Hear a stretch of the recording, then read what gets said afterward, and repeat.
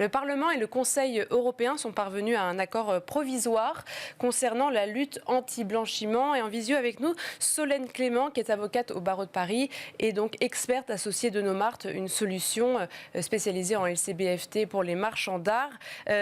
Merci d'être là pour nous détailler cet accord. Est-ce que vous pouvez nous en dire plus et surtout en quoi est-ce que c'est une véritable avancée ? Merci beaucoup de votre invitation.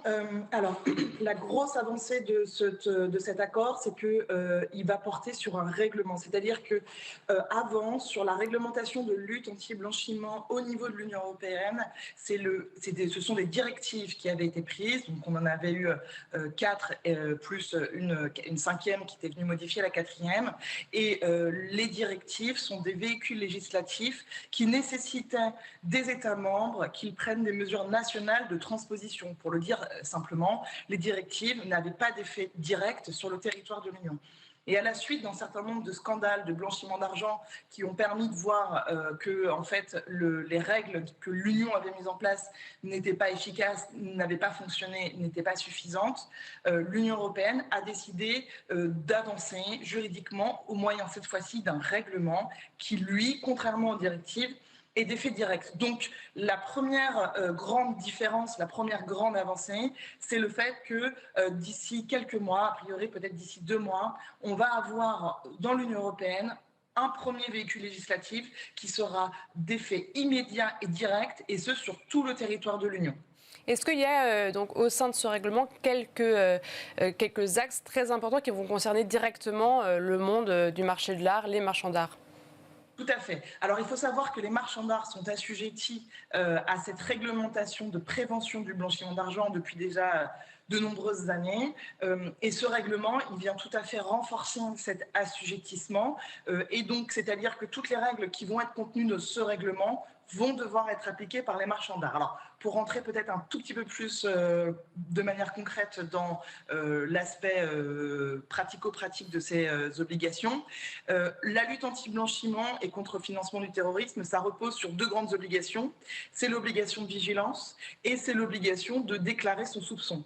Tout ce système, il est bâti pour que les professionnels, donc les marchands d'art, mais tous les autres, les banques, les avocats, les notaires, les experts comptables, les institutions, toutes les institutions financières, ce sont ces professionnels qui sont le plus à même de détecter les opérations atypiques qui pourraient être du coup du blanchiment d'argent ou du financement du terrorisme. Donc on leur demande d'être vigilants et en cas d'atypisme, on leur demande de transmettre cette information à la cellule de renseignement financier nationale, et en France, elle s'appelle Tracfin.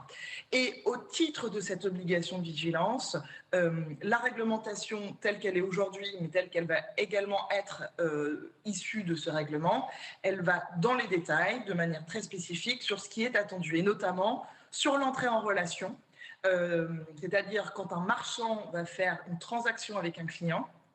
Aujourd'hui, il est déjà assujetti au fait qu'il doit obtenir l'identification et vérifier l'identification de son client. Très concrètement, c'est obtenir la carte d'identité en cours de validité avec une photographie pour s'assurer qu'elle correspond bien au client qui est en face de lui. Si c'est une personne morale, on lui demande déjà de récupérer les statuts, de déterminer qui sont les bénéficiaires effectifs, d'obtenir la carte d'identité des bénéficiaires effectifs. Je vous passe tout le dispositif, mais tous ces éléments-là, ils vont être sanctuarisés par le règlement. Alors, un autre élément, c'est que le Code monétaire et financier, puisque c'est là où se trouve la réglementation pour les marchands d'art, faisait une différence à l'époque entre un client occasionnel et un client connu en relation d'affaires. Le client connu, on doit l'identifier dès le premier euro de la transaction.